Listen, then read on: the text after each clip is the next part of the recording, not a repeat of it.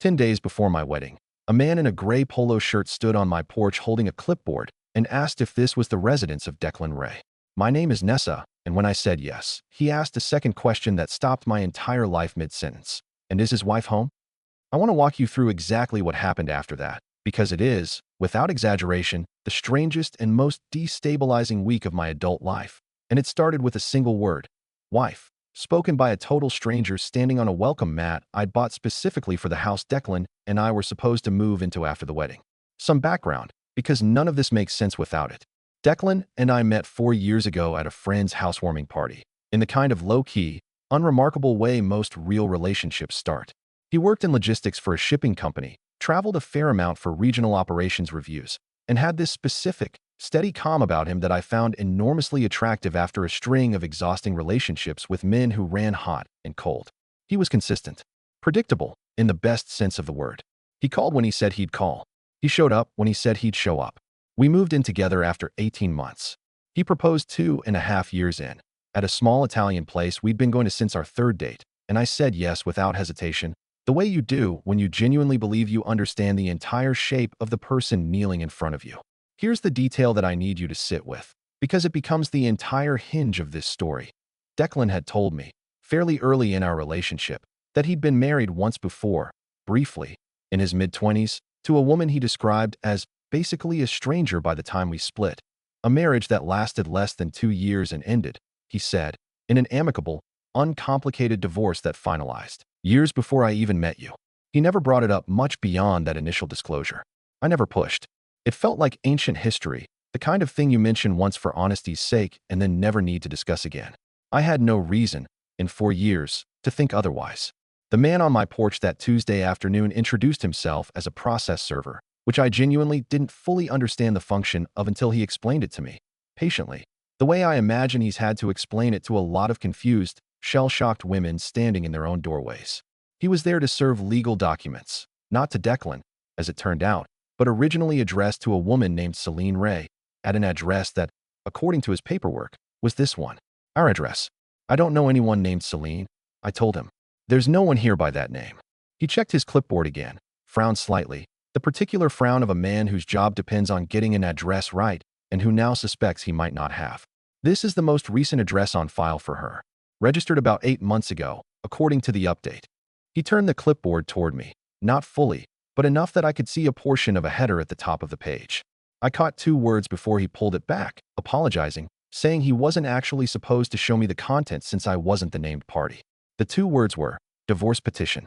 I stood in my own doorway for a long moment, doing the kind of frantic mental math you do when a piece of information lands somewhere it categorically does not belong. A divorce petition, addressed to a woman named Celine. At my address. Filed against. I asked him, my voice coming out steadier than I felt. Filed against whom? He checked again, and this time, maybe out of pity, maybe just carelessness, he actually told me. Respondents listed as a Declan Ray. I want to be honest about the exact sequence of thoughts that went through my head in that moment, because I think it matters. My very first thought was not, Declan is still married. My very first thought, absurdly, was, that's not possible. He told me the divorce finalized years ago. My second thought, arriving about 4 seconds later with the force of an actual physical blow, was, what if it never finalized at all? I asked the process server if he could tell me anything else, how old the marriage was, when it started, anything. And to his credit, he told me gently that it wasn't really his place, that this wasn't information he was authorized to hand out to someone who wasn't a party to the case. But he did say one more thing before he left, almost as an afterthought, checking his own paperwork one more time. Marriage date listed here is about 6 years back. If that helps. 6 years. Declan and I had been together for.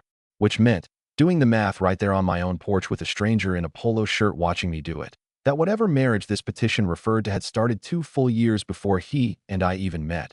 And this was the part that actually made my knees genuinely go weak. If it had never been formally dissolved, it meant Declan had proposed to me, planned an entire wedding with me, 10 days from happening, while still legally married to another woman the entire time. He left a business card in case Declan wanted to reach out about accepting service on Celine's behalf, since apparently the 2 names being linked to the same address had created some confusion on his end too. And then he left, and I stood in my doorway holding a stranger's business card and feeling the entire foundation of my life quietly redraw itself underneath me. I did not call Declan immediately. I want to explain why, because I think it's important. I needed, first, to actually find out if this was real, because some desperate part of me still wanted an innocent explanation to exist. A paperwork mix-up, a wrong Declan Ray entirely, something. So I did the thing anyone with an internet connection and 45 minutes of dread-fueled adrenaline would do. I searched public marriage records. It took less than 20 minutes. Our state has an online portal for basic marriage record lookups, and there it was, plain as anything, no ambiguity to hide behind. Declan Ray and Celine Marsh Ray, married 6 years and 2 months ago, county courthouse, no dissolution on file. No dissolution on file. Not divorce in progress. Not divorce pending. Nothing. As far as the state was concerned, on the exact day I found this out, 10 days before my own wedding, Declan was still, currently, presently married to a woman named Celine. I sat on my kitchen floor for a while after that. I don't know exactly how long. Long enough that the light through the window had shifted meaningfully by the time I stood back up. And then I called him.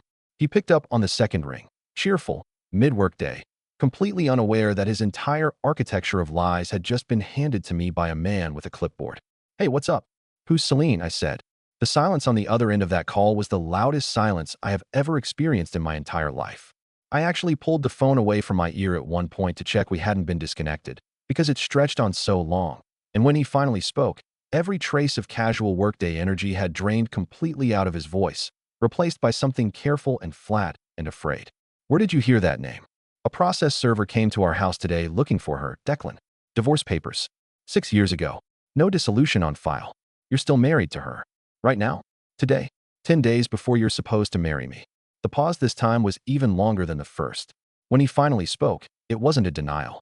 It was, in its own way, worse, because it was the sound of a man finally admitting to something he'd apparently been quietly managing, in the background of his entire life, for years. "I can explain. Please don't do anything until I get home. Please." I want to walk you through what he actually told me that night. Once he got home, sitting across from me at our kitchen table looking, for the first time in 4 years, genuinely, completely afraid. Not of losing me, I'd come to understand over the following hours, but of finally having to say out loud something he'd apparently been avoiding facing head-on for the better part of a decade. He and Celine had married young. 23 and 24, a fast courtship, a fast wedding, a marriage that had genuinely, according to him, fallen apart within the first 18 months. They'd separated. He moved out. She moved states away, to be near her family, roughly 2 years before he and I met. What he described next was the part that broke something loose in me, because it was so mundane, so devastatingly bureaucratic, that it almost made the whole thing worse rather than better. He'd simply never filed the paperwork. Divorce, he explained, costs money and takes effort and requires you to actually confront the person you're divorcing at some point in the process. And he had, in his words, just kept putting it off. Year after year, telling himself he'd get to it eventually, that it didn't matter because Celine was gone, out of his life, states away, no contact. Except she wasn't entirely out of his life. Not completely. Over the following hour, in pieces, reluctantly, he admitted that he and Celine had actually stayed in loose, sporadic contact the entire time.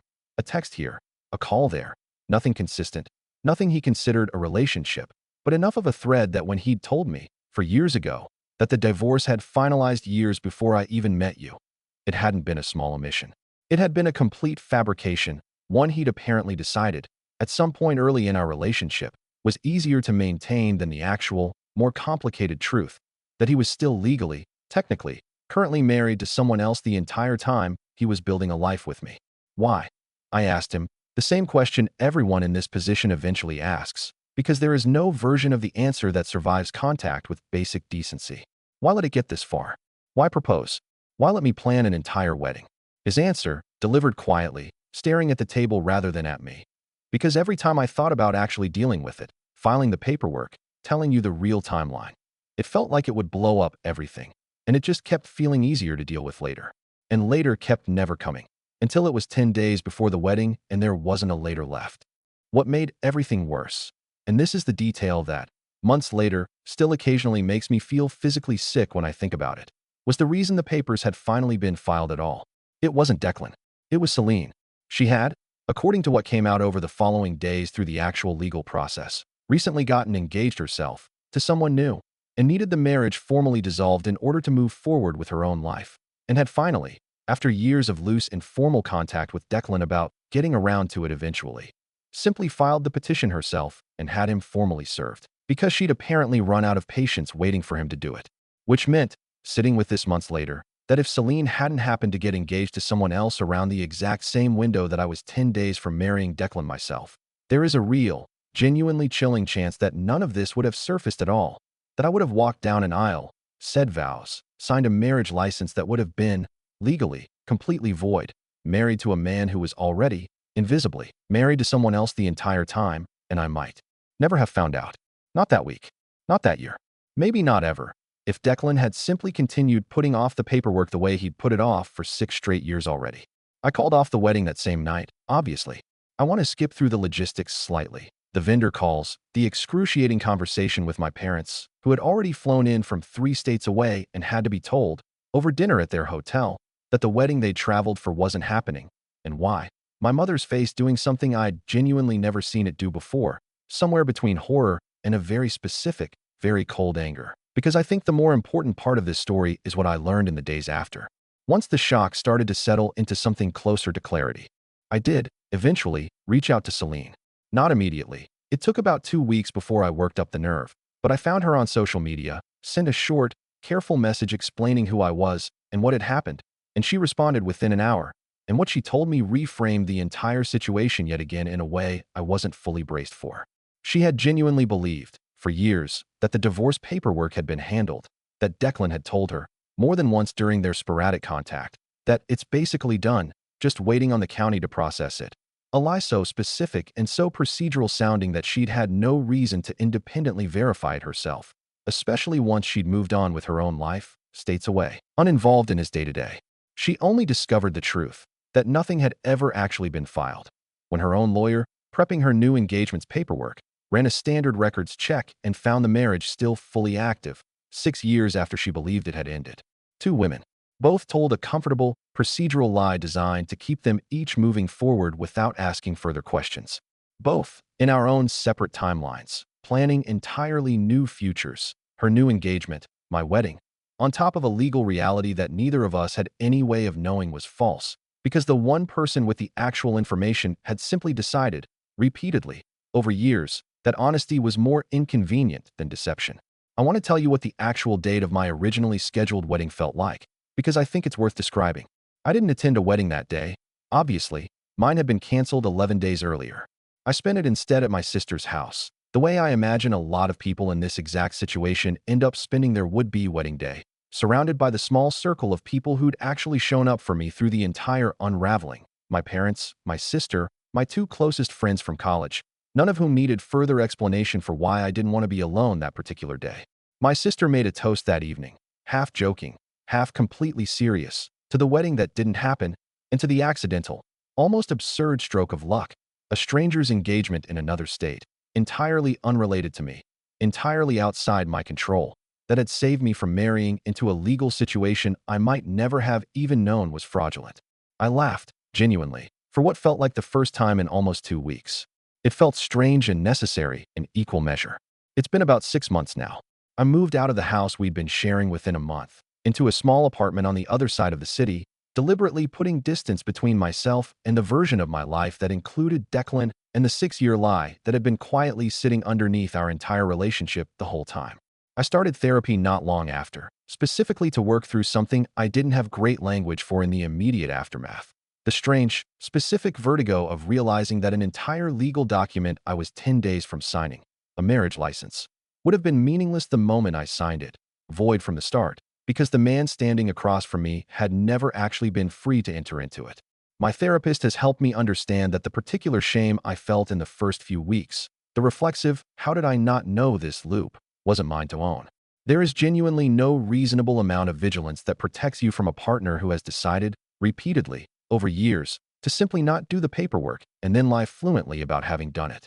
You cannot fact-check every sentence of someone's personal history through a public records portal while you're falling in love with them.